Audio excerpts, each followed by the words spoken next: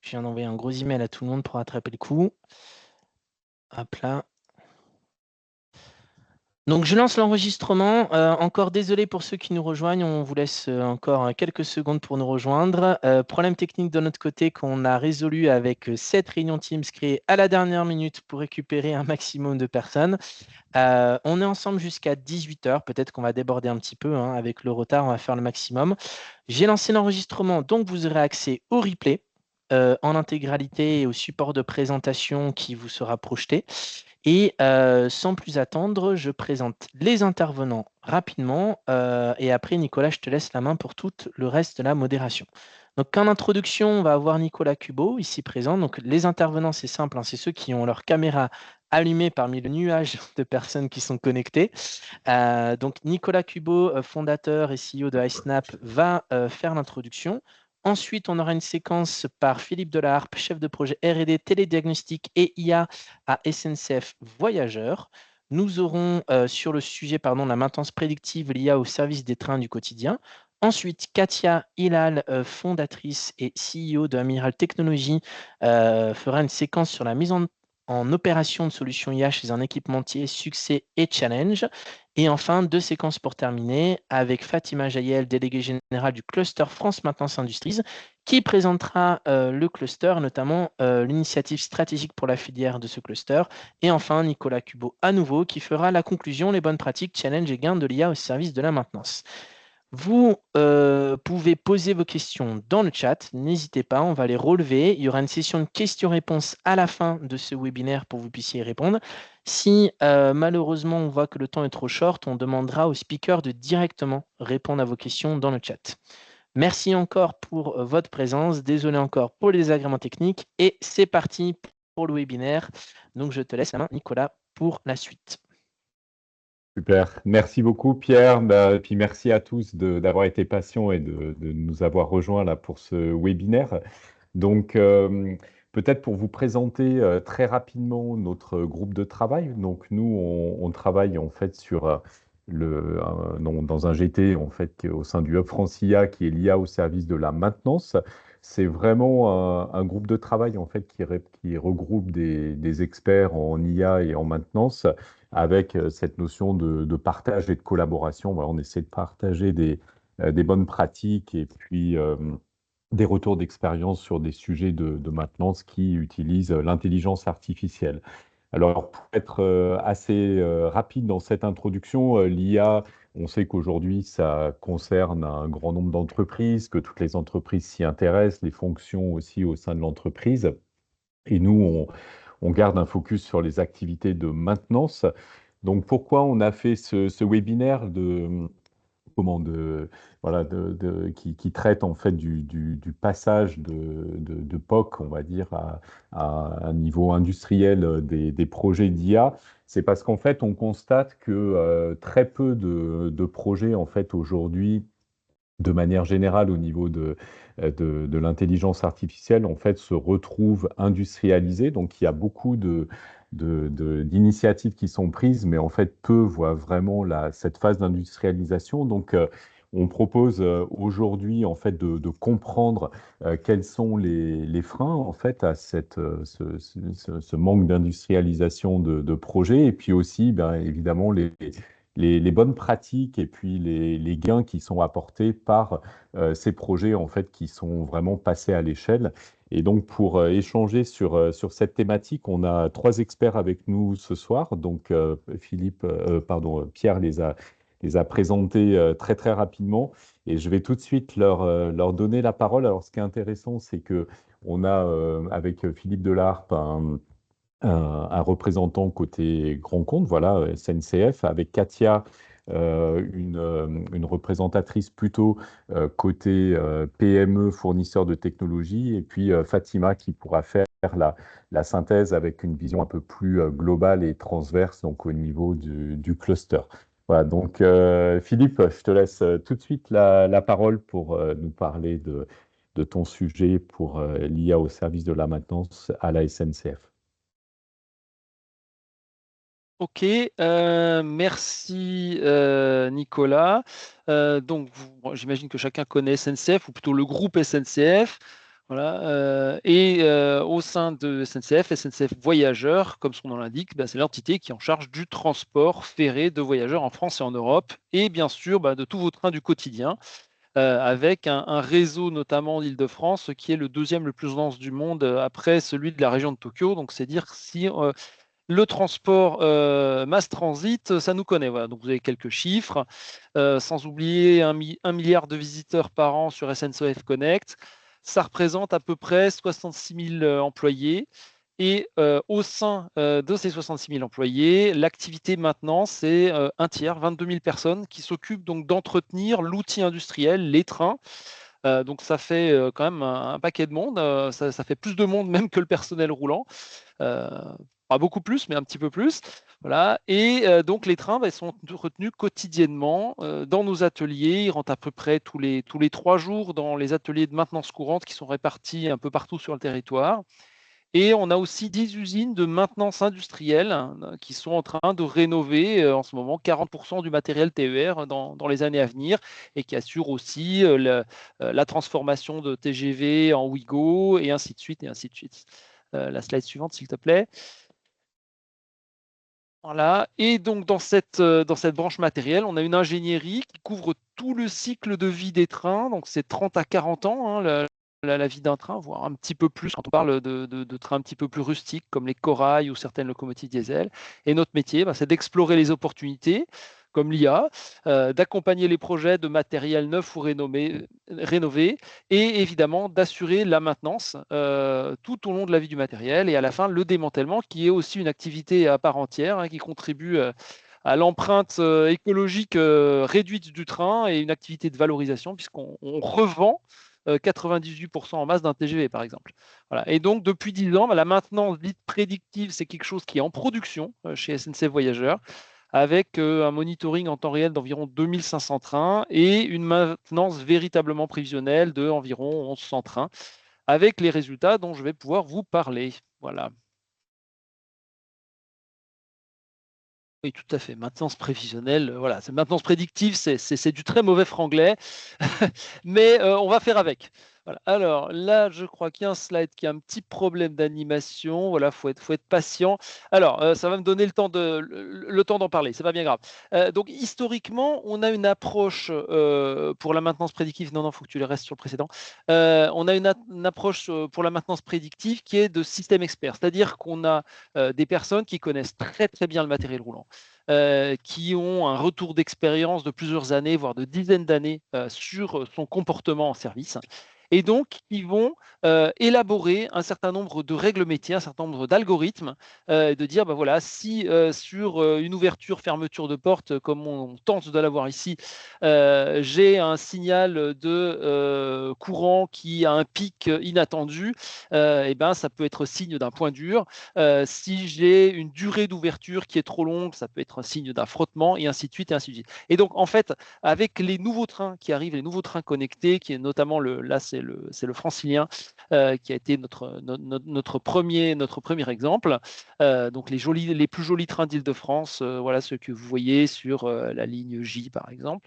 Au départ de Saint-Lazare, eh bien, ils envoient à chaque ouverture de porte, à chaque fermeture de porte, un paquet de données sur l'intensité du moteur de porte, le courant, donc le courant, la tension, le déplacement, l'état de tout un tas de butées de fin de course, etc. Donc, ce qui permet, en connaissant bien les problèmes qu'on rencontre en maintenance, et en connaissant bien la technologie du moteur au bout du moteur de la porte, etc., au bout de plusieurs années, de diagnostiquer si on a un joint qui est coincé, si on a quelque chose qui est tordu, si on a une courroie qui est détendue, etc.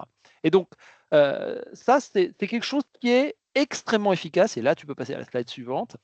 Qui est extrêmement efficace, qui nous permet d'envoyer des alertes ciblées à la maintenance pour prendre en charge les légères dérives de comportement du matériel roulant avant que celle-ci ait un impact sur le fonctionnement en service pour le passager. Autrement dit, le train étousse un peu, ouais, mais il fait son job. Voilà. Et donc, on intervient avant que ça ait un effet sur le client.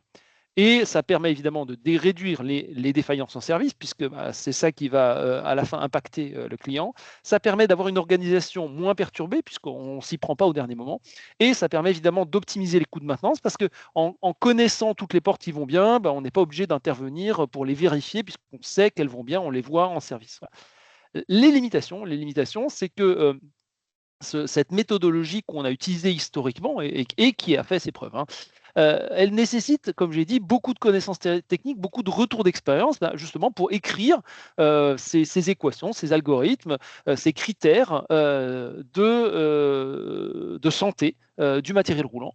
Et donc, si on a un nouveau matériel qui nous arrive, qui en plus est d'une technologie qu'on ne connaît pas très bien, on va devoir attendre de monter en compétences, de monter en savoir-faire et d'avoir du retour d'expérience pour pouvoir mettre en place de la maintenance prédictive.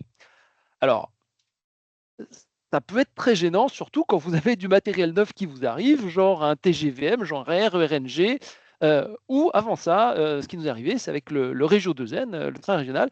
On s'est dit, c'est un matériel bombardier comme la NAT, c'est facile, on n'a qu'à copier. Et malheureusement, la technologie des portes, c'était pas la même, l'échantillonnage des données, c'était pas le même, et donc ça marchait pas.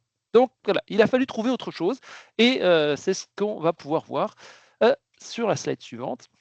En fait, on a eu une approche qui est non plus à partir du savoir des experts, mais à partir des données. Et donc, on a mis en œuvre des techniques statistiques à partir de toutes les données brutes qu'on recevait, pour pouvoir dégager des indicateurs de santé, et ça de façon automatique. C'est-à-dire qu'en fait, on a pris une statistique, on a pris toutes les données pour toute la flotte. Donc on reçoit pour toutes les portes, à tous les arrêts, dans toutes les gares, les cycles d'ouverture et de fermeture des portes. De là, on dérive un très grand nombre d'indicateurs possibles, des dérivés, des temps, des mines, des max, des écarts types, tout ce qu'on veut. Et sans a priori, on va regarder les statistiques sur chaque indicateur sur toute la flotte. Et donc, de façon, je dirais, multidimensionnelle et réduite à ce que notre cerveau est capable d'interpréter, donc un 3D sur du 2D, voilà, on arrive à regrouper le comportement des systèmes en service par catégorie d'indicateurs similaires. Ce qui nous permet donc de dégager des groupes de comportements. Si on fait bien notre travail, le gros paquet des comportements, c'est les portes qui ont un comportement normal, qui répondent aux attentes du fonctionnement du train. Et heureusement, c'est ce qui se passe, puisqu'on n'a pas attendu d'avoir le clustering pour faire la maintenance. Donc, on arrive à avoir globalement un paquet de comportements similaires qui correspond au gros de la flotte et aux portes qui fonctionnent bien. Mais on a aussi un certain nombre de paquets de données, de clusters, qu'on identifie comme étant plus ou moins à l'écart. Et avec le retour d'expérience qu'on a en maintenance de toutes nos constatations, de tout ce qui est vu lorsque les gens interviennent, soit sur une panne, soit simplement en visite, et ils constatent, là, il y a un truc qui est desserré, là, il y a un temps de fermeture qui est anormal, etc. On va pouvoir étiqueter ces catégories de comportements. Et une fois qu'on a étiqueté ces catégories de comportements, une fois qu'on a à nouveau un train, ou plus exactement une porte, qui va se comporter de cette manière-là, on va pouvoir en déduire que ça correspond bien à ce type de problème qui a été constaté. Alors, pour ça, évidemment, on a la partie clustering, donc qu'on a au milieu, et puis on a la partie à droite, pour vérifier. On regarde quelles sont les courbes typiques, on les confronte à l'expérience pour vraiment labelliser de façon fine et appropriée ces différents clusters. Tu peux passer à la suivante. Voilà, donc finalement, on ne laisse pas la machine faire tout seul. On a une partie qui existe déjà, donc le filtrage, nettoyage, voilà, on ne prend les cycles de données que ceux qui sont significatifs, parce qu'évidemment, si c'est un voyageur qui éventuellement bloque la porte pour monter après le signal d'ouverture de porte, si on a de la saleté, voilà, tout ce qu'on peut imaginer, on a des cycles qui sont non significatifs, donc ceux-là sont automatiquement illimités. Et en raisonnant sur suffisamment de cycles, on va pouvoir calculer des indicateurs.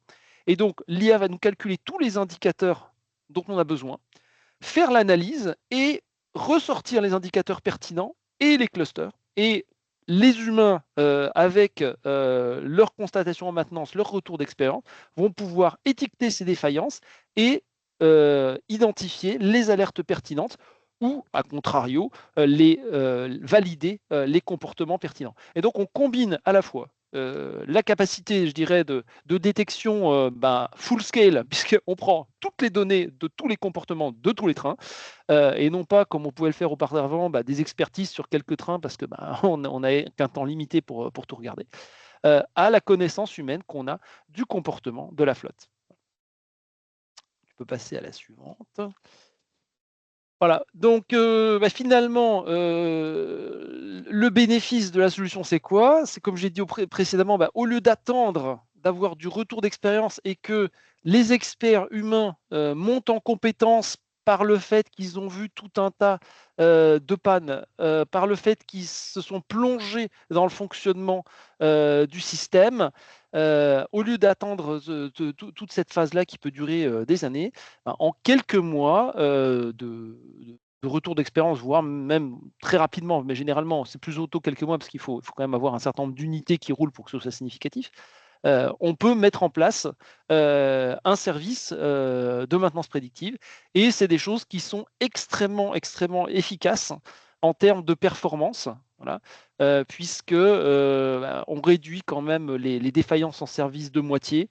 On réduit les coûts de main-d'œuvre directs de façon relativement importante. Alors, ça permet d'éviter des contrôles de systèmes dont on sait qu'ils vont très bien. Alors, sur les aspects évidemment qu'on peut voir par le biais des données capteurs. Réduire l'immobilisation, forcément, puisqu'il y a moins de choses à faire. Et ça permet aussi d'utiliser moins de voies spécialisées en maintenance. Donc, je dirais, c'est quelque chose qui est tout bénéfice. Et on pourrait aussi ajouter quelque part que c'est quelque chose qui est aussi bénéfique pour nos agents, parce que les tâches d'inspection, quand plus de 80% du temps, vous savez que ce que vous allez vérifier, de toute façon, ça fonctionne, c'est moyennement intéressant. Voilà, donc c'est aussi quelque chose d'assez bénéfique et qui nous permet aussi de pallier des fois la difficulté à recruter du personnel qualifié. Voilà, donc au final, une application de l'IA qui nous permet d'aller plus vite pour produire un service de maintenance prédictive au service de nos clients et de nos employés. Voilà, voilà. Super, merci beaucoup Philippe pour ce retour d'expérience. Maintenant, on va avoir une autre vision, voilà, d'un fournisseur de technologie qui est Amiral Technologies, représenté par Katia. Katia, peut-être tu peux nous présenter assez rapidement votre activité chez Amiral Technologies, et puis après je te laisse présenter ton cas d'usage. Oui, bien sûr. Alors, on n'a pas la taille ni la notoriété de la SNCF, hein. Amiral Technologies est une spin-off du CNRS. On a été créé en 2018. Allô? Oui, vous m'entendez? Oui, Oui. parfait, Katia. Donc, nous sommes experts dans tout ce qui est séries temporelles industrielles. Qu'est-ce que c'est les séries temporelles? Ce sont tout ce qui sort de capteurs dont les équipements sont dotés. Donc, ça peut être toute variable physique qui varie avec le temps, que ce soit pression, humidité, température, courant électrique, etc.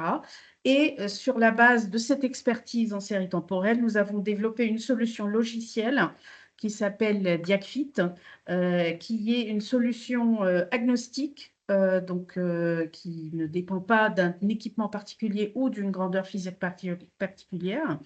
Et cette solution permet de créer des modèles prédictifs et de les mettre en inférence pour faire de la maintenance prédictive. Voilà pour Amiral. On peut passer peut-être sur la solution. Je vais commencer par décrire la solution et ensuite parler du cas d'usage que nous avons appliqué. Donc, sur Diagfit, c'est une solution logicielle.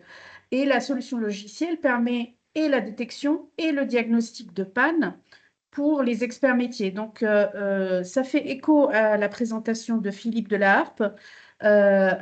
sauf que ce n'est pas que pour les portes, mais c'est pour un équipement qui subit une forme d'automatisme. Alors, comme vous voyez, il y a deux volets dans ce logiciel. Un premier volet, Prepare, c'est tout ce qui est préparation des données, et donc il y a une automatisation du nettoyage de la donnée, de la mise en forme, de l'enrichissement des données avec des capteurs virtuels, etc., même de la labellisation des données. Ça, c'est la partie préparation. Et la deuxième partie, c'est la détection, où on configure notre système pour générer un modèle très rapidement, facilement, avec une interface utilisateur sympathique. Et donc, ce modèle-là, il va permettre de détecter les anomalies, de les diagnostiquer avec des diagnostics explicables. Et en plus, nous pouvons faire améliorer cet algorithme au fur et à mesure de l'enrichissement avec des nouvelles données. Comme pour la solution de la SNCF, nous partons sur une approche non supervisée. Ça veut dire que nous n'avons pas besoin de grandes quantités de données historiques et pas beaucoup de données de panne historiques, parce que dans l'industrie, il y a très très peu de panne, hein, heureusement. Cette approche nous permet d'apprendre uniquement sur les données de bonne santé pour avoir des indicateurs de santé. Donc, le slide suivant. Alors, le cas d'usage dont je voudrais vous parler, ça concerne un équipementier qui est fournisseur dans le secteur de la défense. Et donc, c'est un équipement qui est embarqué sur un véhicule ou sur un appareil militaire en mouvement. Et cet équipementier est lié à son client par un contrat de maintenance dans lequel il assure une disponibilité de l'équipement. C'est le cas de tous les équipementiers qui vendent les équipements à l'heure d'utilisation, que ce soit un moteur ou autre. Donc, la disponibilité de l'équipement impacte directement le revenu de l'équipementier. Dans ce cas-là, il y a des pénalités dans le cas d'indisponibilité. C'est pour cela que cet équipement est doté de beaucoup de capteurs haute fréquence. Donc, il y a beaucoup de données. Et dès que le navire ou le véhicule militaire revient, on télécharge toutes ces données-là. Et là commence une phase fastidieuse d'analyse pour comprendre qu'est-ce qui s'est passé, pourquoi l'équipement n'a pas marché pendant ce jour-là, etc., etc. Ça prend des jours, voire des semaines et des mois. Alors donc, le besoin, c'est en centre opérationnel, pas en embarqué, mais en centre opérationnel, pouvoir établir un diagnostic de l'équipement pour apporter le support nécessaire pour les opérateurs à bord. Donc, exactement comme dans le cas de la SNCF, il s'agit d'anticiper quelques signaux de sortie de normalité qui indiquent potentiellement des pannes futures pour pouvoir les détecter et pouvoir anticiper et régler le problème avant le départ de ce véhicule en opération. Et de plus, ce qui est important, c'est de diagnostiquer d'où vient la panne, pourquoi, dans quel contexte elle a eu lieu et quelle est la séquence d'événements qui a conduit à cette panne. Le slide suivant. Et donc, l'expérience utilisateur, c'est d'abord dans le centre opérationnel, nous allons créer un modèle de score de santé basé sur les premières données que nous avons. Et plus nous avons de nouvelles données, plus on va itérer pour générer des nouvelles versions de ce modèle de score de santé.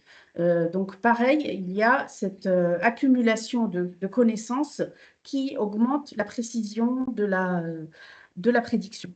Ensuite, une fois que le modèle est fini, nous allons faire une inférence sur les nouvelles données. Et donc, à chaque fois qu'il y a une opération, au retour, nous allons faire tourner ce modèle sur les données et on va générer le rapport et des propositions de support aux opérationnels. Slide suivant. Alors, je vais directement aux résultats. La première premier résultat et un succès de cette solution, nous avons permis de diviser par 10 le temps d'analyse. Pourquoi? Alors, vous voyez des copies d'écran peut-être pas assez claires à gauche. Nous avons immédiatement la visualisation de ce qui se passe. Nous avons le score de santé qui est sur le diagramme du milieu où dès que nous sommes en dessous du score de santé, il ne se passe rien. Mais par contre, quand on sort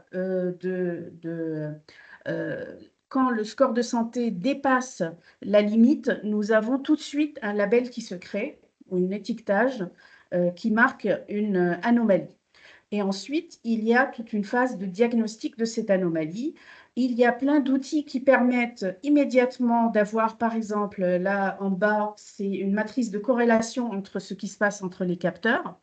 Et tout ça a permis de réduire la durée du diagnostic à 1 jusqu'à 3 jours pour générer le rapport complet et versus 15 à 20 jours avant d'analyse à chaque retour de mission. Le slide suivant, il y a un deuxième résultat, c'est le pouvoir faire la root cause analysis. Une root cause analysis, c'est l'analyse de cause racine. Pourquoi il y a eu une indisponibilité? Il faut nous expliquer pourquoi. Parce que avant, nous avions une panne qui surgit dans un élément de l'équipement et on s'arrêtait là. Il va falloir comprendre pourquoi, etc. Alors qu'avec la solution Diakrit, on a pu sortir l'indication de tous les capteurs impliqués pendant et avant cette panne pour pouvoir expliquer qu'est-ce qui s'est passé. Et à plusieurs reprises, nous avons montré, ou le logiciel a montré, que la panne dans un élément était précédée par des sorties de normalité dans un autre endroit de l'équipement. Et donc, c'est par une chaîne de situations que la panne est arrivée. Et donc, on a pu remonter sur les causes racines. Un autre avantage aussi, c'est pouvoir montrer que les causes racines qui sont arrivées avant la vraie panne étaient dues à un contexte d'utilisation qui est sorti de la recommandation de l'équipementier. Par exemple, si l'équipementier recommande que l'équipement travaille dans une température inférieure à X, eh bien, lorsque l'anomalie a commencé à apparaître, on était hors de cette recommandation et du coup, il n'y a pas de pénalité, si vous voulez, pour le service de maintenance de cet équipementier. Je passe à la slide suivante. Donc, pour résumer, en fait, comme le thème de ce webinaire, c'est le succès et les challenges, du point de vue d'une PME, presque une start-up encore, nous avons commencé l'engagement avec ce client dès 2021. Donc, je vous laisse calculer. C'est quand même un engagement très, très long avant de pouvoir passer à une phase opérationnelle. Le plus, c'est la société qui était une société ouverte aux inventions externes. Donc, ce n'était pas une société qui est toujours centrée sur ses propres data scientists et le phénomène connu de not invented here. Là, au contraire, ils étaient vraiment ouverts et volontaires pour aller chercher de la technologie de l'extérieur. Le deuxième facteur, je pense, qui a aidé au succès de cette opération, c'est l'utilisation de l'IA était non intrusive. Ça veut dire que l'analyse et les causes racines et l'anticipation arrivaient après la mission et non pas pendant. Il n'y a pas une décision immédiate automatiquement déclenchée par l'IA. C'est vraiment quelque chose qui aide un opérateur humain qui lui-même après prend la décision de faire l'opération de maintenance ou pas. Le plus aussi, c'est que cet acteur avait des processus de référencement rapide en tant que fournisseur pour les startups sélectionnées, et ce qui a permis d'aller de plus en plus loin avec eux. Alors, bien sûr, les challenges, il y en a beaucoup, beaucoup. Je cite deux, bien sûr, les processus avec les grands groupes qui est assez lent, assez long et complexe, que ce soit en validation, que ce soit dans le service des achats, pour générer une commande, etc., etc. Malgré la volonté d'encourager les startups, ça reste très, très fastidieux pour des petits acteurs comme nous. L'autre chose, je pense que toutes les autres sociétés d'IA et de logiciels en souffrent, c'est les processus de validation IT et cyber qui sont très, très exigeants. Et bien sûr, c'est très, très important d'être à la pointe de toutes ces technologies, mais le processus, quand même, il faut y penser, ça prend beaucoup de temps et ça ralentit l'avancée des projets. Et pour finir, donc, le dernier slide, où nous en sommes aujourd'hui. On est en train d'organiser une communication sur le partenariat avec ce plan, la signature de contrats pluriannuels et le développement de nouveaux cas d'usage sur d'autres entités, d'autres équipements. Voilà, je remercie. Merci beaucoup, Katia. Merci pour cette présentation extrêmement claire et précise. Et maintenant, pour finir, Fatima, tu vas nous donner une vision voilà, un petit peu plus globale finalement via le cluster France Maintenance Industrie qui regroupe à la fois des grands comptes, des grands acteurs, aussi des PME, des startups fournisseurs de technologies. Donc peut-être Fatima, tu peux nous présenter rapidement le cluster et puis après finalement ta compréhension voilà, des différents des côtés, on va dire, positifs et puis des freins qui sont liés à l'industrialisation de projets d'IA dans le secteur de la maintenance. Oui, très bien. Merci Nicolas. Bonsoir à toutes et à tous. En quelques mots, le cluster France Maintenance Industries a été lancé au mois de mai 2024, donc il a tout juste à peu près un an. C'est né d'une volonté aussi qui avait été portée par l'AFIM, l'Association française des ingénieurs de la maintenance, qui s'est penchée sur les questions de prévision des pannes, de solutions recherchées autour de la maintenance. Et donc est née cette initiative portée par les industriels qui se sont créés aujourd'hui en association autonome parce que personne morale. Et donc, c'est une initiative très stratégique pour la filière, car aujourd'hui, représenter la filière maintenance, ça devient stratégique pour la réindustrialisation en France et la souveraineté nationale. Donc, ce cluster aujourd'hui a pour ambition de maintenir la souveraineté industrielle à travers la maintenance et faire de la maintenance un centre de profit et non plus un centre de coût. Donc, plusieurs commissions sont au centre de ce cluster. La commission de transformation numérique, qui est effectivement le levier d'avenir. Nous avons la commission attractivité et nous avons créé une sous-commission des offres de solutions, car effectivement, se posait la question autour de la cybersécurité, autour des solutions digitales, autour de l'IT, etc. Donc, nous avons eu un retour d'expérience de 2 grands groupes industriels lors de la commission de transformation numérique.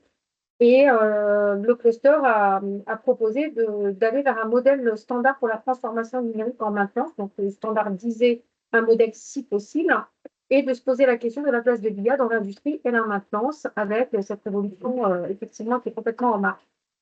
Donc, si je détaille un petit peu, la commission transformation numérique va jouer un rôle clé pour les acteurs de la maintenance, pour accélérer un petit peu la numérisation en intégrant les technologies avancées telles que l'IA, l'IoT et les logiciels d'analyse prédictive. Donc, nous sommes en train de mettre en place différentes collaborations avec les différentes associations, dont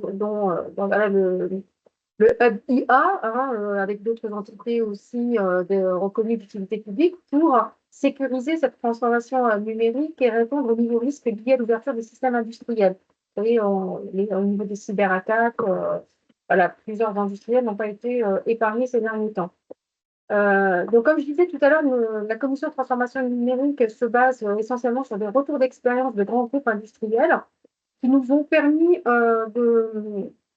d'envisager un modèle de standardisation basé sur l'intégration technologique, la sécurité des systèmes industriels, la gestion des changements et la formation. et l'alignement avec les objectifs environnementaux. Et bien sûr, la souveraineté des données.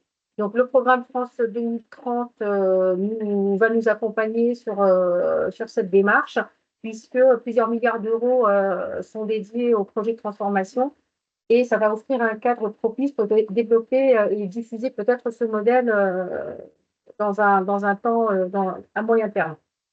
Et en fait, enfin, l'IA, on y est allé parce que on pense que ça représente une évolution prometteuse pour la maintenance industrielle, car elle va permettre de passer d'une maintenance préventive à une maintenance prédictive avancée, en fait, en optimisant les processus et en réduisant les coûts opérationnels. Donc, c'est pour ça que ça devient un centre de profit, non plus un centre de coûts.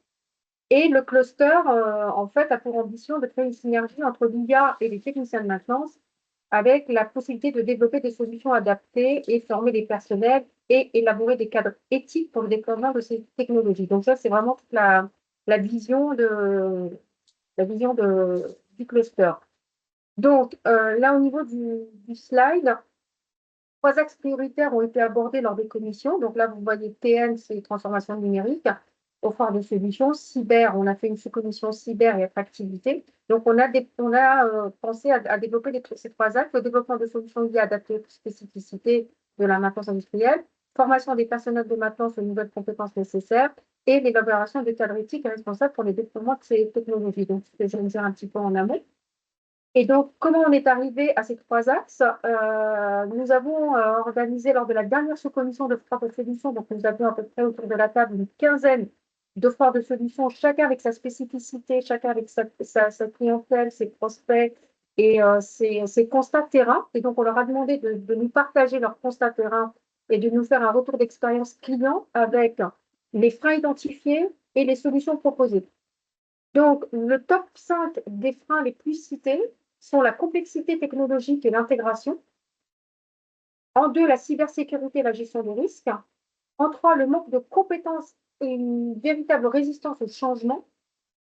En 4, la souveraineté et la gestion des données. Donc, se pose par là la question de la propriété, de la localisation et de la sécurité des données industrielles, qui est cruciale, et en particulier lors de partenariats avec de grands acteurs du cloud.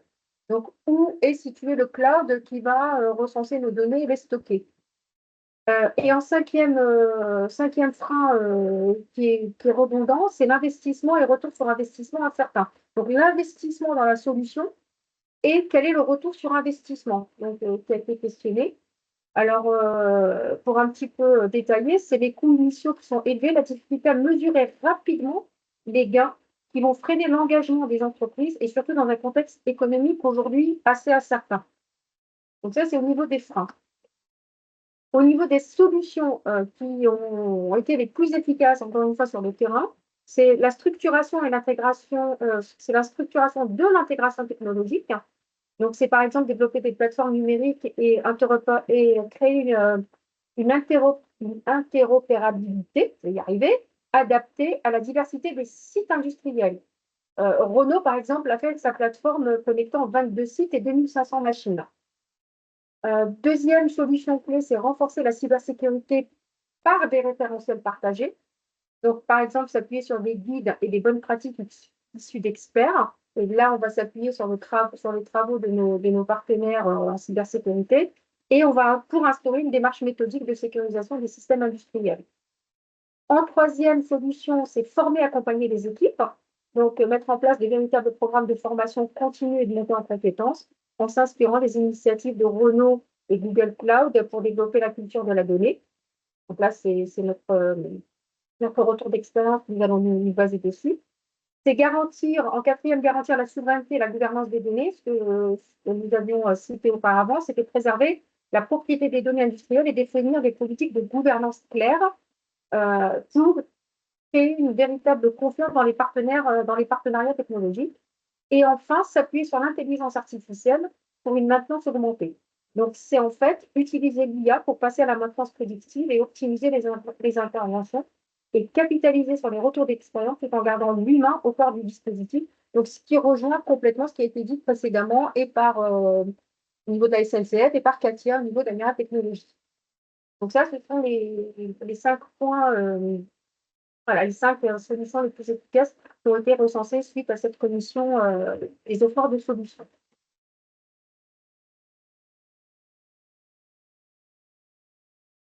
Alors, en conclusion, ce que nous avons un petit peu échangé autour de la table suite à cette sous-commission, c'est que la transformation finalement numérique de la maintenance industrielle, ça reste un levier stratégique pour la compétitivité et la durabilité de l'industrie française sur notre territoire. Et les freins sont réels mais surmontables par une approche structurée, collaborative et centrée sur l'humain. L'intégration de l'IA, loin de remplacer les techniciens, doit les accompagner et renforcer leur expertise. Et le cluster France Maintenance Industries s'engage à fédérer l'écosystème, à partager les bonnes pratiques et accompagner les filiales vers un modèle, si possible, standard, sécurisé et souverain au service de la performance industrielle et de la transition écologique, parce qu'il va falloir parler beaucoup de transition écologique. Voilà, et j'en ai fini.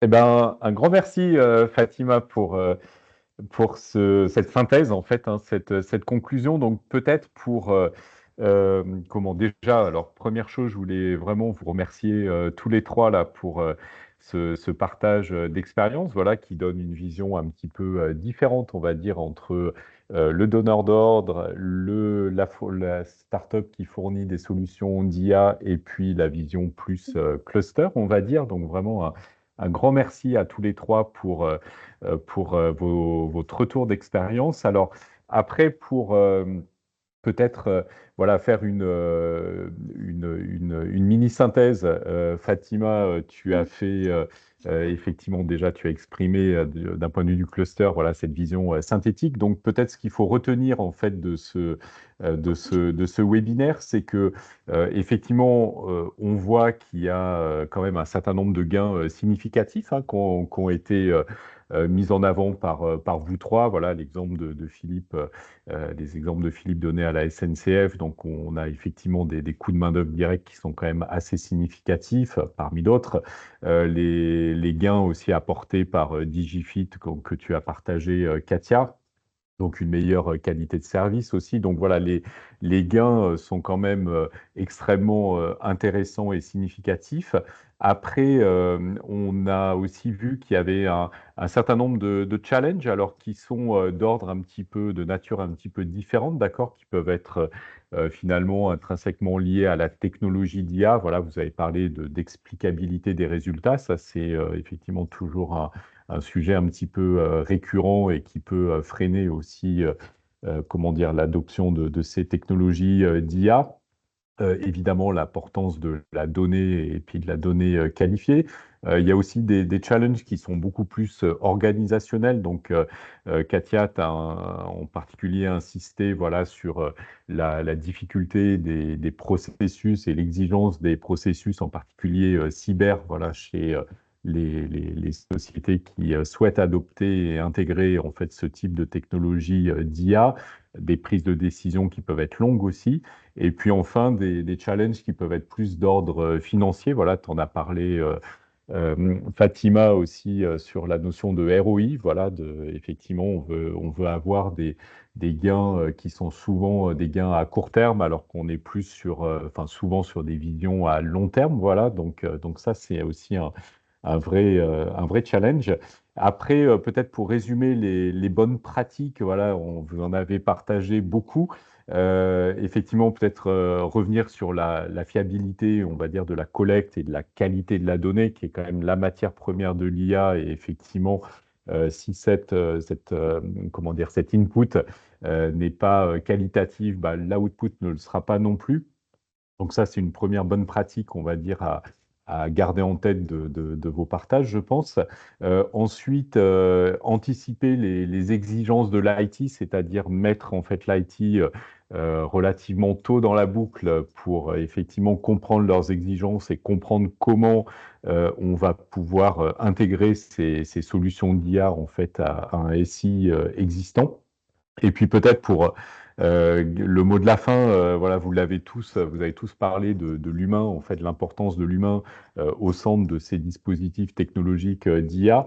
Et donc peut-être pour reprendre un élément de la slide de Philippe, en fait, c'est effectivement l'importance finalement de l'expertise métier hein, qui fonctionne main dans la main, on va dire, avec les data scientists et on va dire, les personnes un peu plus orientées technologie. Et donc d'avoir enfin, cette importance finalement de combiner, on va dire, les capacités de l'IA et puis les connaissances des experts, en fait, et vraiment avoir toujours l'humain finalement qui garde le contrôle et la main sur ces systèmes d'intelligence artificielle. Voilà. Donc ça, c'était en guise de conclusion. Peut-être, Pierre, je te redonne la main par rapport aux questions-réponses, si on a encore un tout petit peu de temps. Si... Oui, bah on va les prendre dans l'ordre. Donc j'ai noté à quel moment elles étaient adressées pour identifier l'intervenant. Donc on commence par Philippe. 2 questions de ton côté. La première, donc merci pour la présentation. Dans quelle mesure votre algorithme de clustering a un aspect prédictif, prédiction de durée de vie par exemple, n'est-ce pas plutôt de la détection d'anomalies? Oui, alors, dans un premier temps, bien sûr, et d'ailleurs ça a aussi été dit, par Katia. Ce que j'ai pas dit, c'est qu'on introduit des notions de distance à la normale, qui permettent ensuite de calculer la distance restante, jusqu'à l'anomalie. On se met des seuils, par rapport, je dirais au fonctionnement acceptable et on mesure la vitesse d'évolution et donc, c'est à ce moment-là qu'on a vraiment quelque chose de prédictif. Voilà, c'est ça qui permet d'être vraiment, dans du prévisionnel et pas uniquement dans de la détection d'anomalies. Ça en fait, ce que j'ai montré, c'est le design, en fait, des indicateurs. Comment on les trouve, voilà, de façon automatisée, comment on les identifie et ensuite, à partir du moment où on a les bons indicateurs, bah, voilà, on sait où on doit pas aller, on sait d'où on part et voilà, on suit tout simplement ensuite l'indicateur une fois qu'on l'a. Mais, la phase d'ingénierie est fortement accélérée. Merci Philippe. Deuxième question, toujours pour toi. Question de compréhension. Les capteurs de chaque porte remontent les données vers un serveur et grâce à l'IA détectent les anomalies. Quels seraient les avantages d'avoir des capteurs embarquant directement de l'IA pour détecter ces anomalies en local, c'est-à-dire déporter la phase de traitement au plus proche du capteur? Bah, déjà, il y a une chose, c'est la comment dirais-je? On réduit, la charge de transmission de données au sol, on réduit aussi le stockage nécessaire au sol. Donc, bon, pour l'instant, c'est pas énorme, hein, voilà, par exemple, les portes des NAT, c'est quoi? Il me semble que c'est quelques gigas par an, c'est pas énorme. En revanche, le TGVM qui nous arrive, lui, c'est 2 téras par RAM, par quinzaine, sauf erreur ou quelque chose comme ouais ou par mois. C'est peut-être 1 téra par voilà, bon, bah, enfin bref, ça fait beaucoup quand même. Dès qu'on va commencer à avoir une flotte importante, donc si on peut réduire à la source Maintenant, les je données suis transmises, pas sûr. évidemment, ce sera très Sinon, c'est important. ouais. Et Puis après, je vais l'ennui, à c'est Orléans, après, je vais que à sur les Lyon. trains d'aujourd'hui, Bon, je sais pas. la capacité de calcul à bord, elle est pas prévue. Parce qu'un train, ça met 8 à 10 ans entre le moment où on décide de le construire et le moment où on le réceptionne. Et il y a 10 ans, eh ben, on pensait pas mettre de l'IA à bord. Voilà, vous non plus d'ailleurs peut-être. Voilà, donc voilà, donc déjà il va falloir faire avec des trains qui aujourd'hui n'ont pas de capacité de calcul à bord. Alors évidemment quand on fait, de la rénovation transformation comme on le fait aujourd'hui, et ben, une des premières choses qu'on ajoute sur, les AGC, les terres de Energy qu'on rénove et ben, c'est un backbone, avec, tout typé, avec, une certaine capacité de calcul, un modem capacitaire, voilà. Tout ce qui permettra par la suite d'ajouter des fonctions intelligentes. Mais on n'ajoute pas forcément un serveur GPU non plus parce qu'il faut qu'il y ait des usages, voilà. Mais voilà, on a des enablers. Et puis la deuxième chose, pour faire les choses, en edge, c'est que, bah, il faut qu'on maîtrise ce qu'on va recevoir comme signalement. Donc ce qui est important, c'est de pouvoir valider ce qu'on déploie à bord. Donc on va évidemment avoir envie de déployer l'inférence locale. En revanche, l'apprentissage, alors il peut être fédéré, tout ce qu'on veut, mais on ne va pas laisser le système et l'IA évoluer sans validation à l'humaine à la fin. Donc on valide et on déploie. Voilà. Et ça, c'est clair que c'est une orientation mais une orientation un petit peu de long terme parce qu'on est sur un outil industriel, donc bah, il y a un temps de déploiement qui est Merci Philippe. Ensuite, nous avons 2 questions pour Katia. Alors, je vous propose, pour ceux qui peuvent, on va dépasser juste de 5 minutes vu qu'on a démarré avec 5 minutes de retard. On répond au maximum de questions et on coupe à 18h05 pour essayer de respecter quand même un minimum le timing.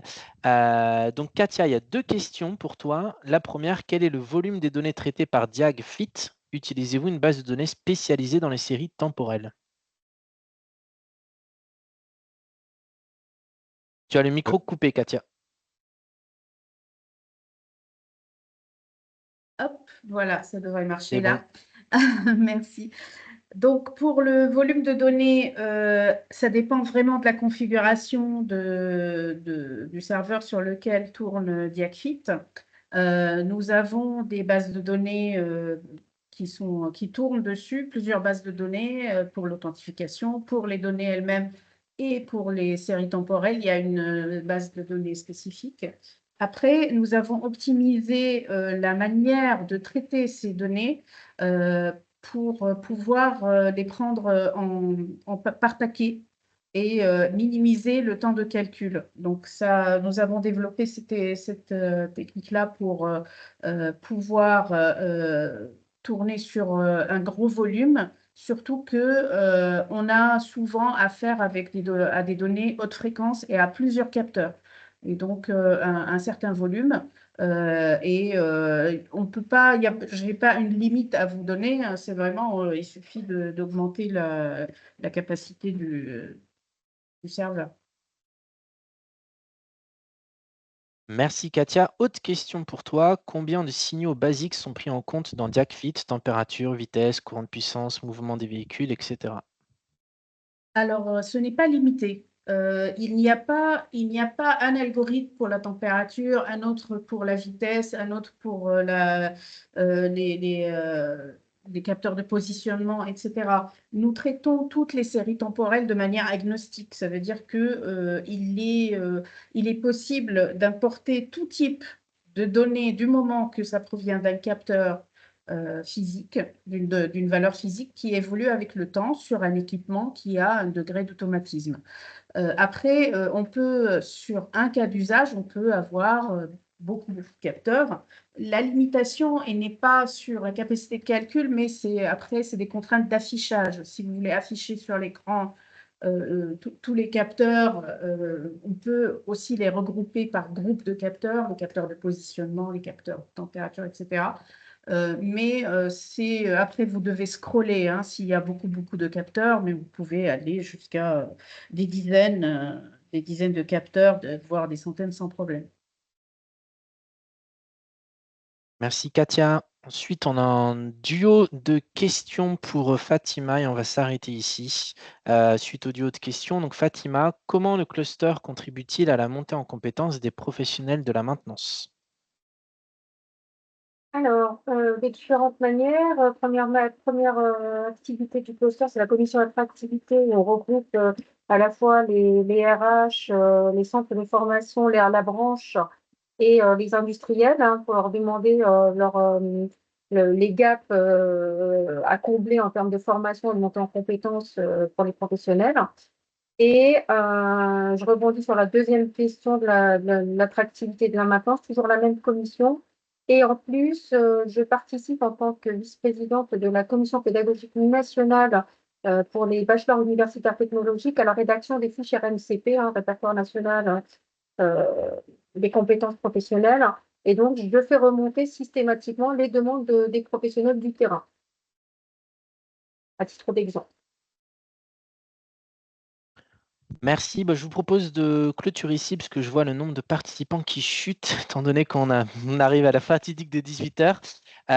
Merci beaucoup pour votre participation. Désolé encore pour le petit désagrément technique. On vous envoie le replay complet. Donc, même pour ceux qui sont connectés au milieu, vous aurez le replay complet depuis le début avec les supports de présentation.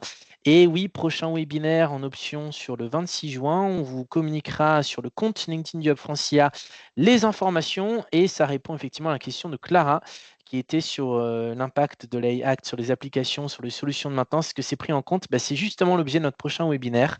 Donc, restez connectés et potentiellement à bientôt pour notre prochain webinaire. Et merci encore tout le monde. Bonne soirée. Et un grand merci aux speakers, Merci. forcément. Merci à tous. vous. Au revoir. Au revoir. Au revoir. Bonne soirée. Bonne soirée.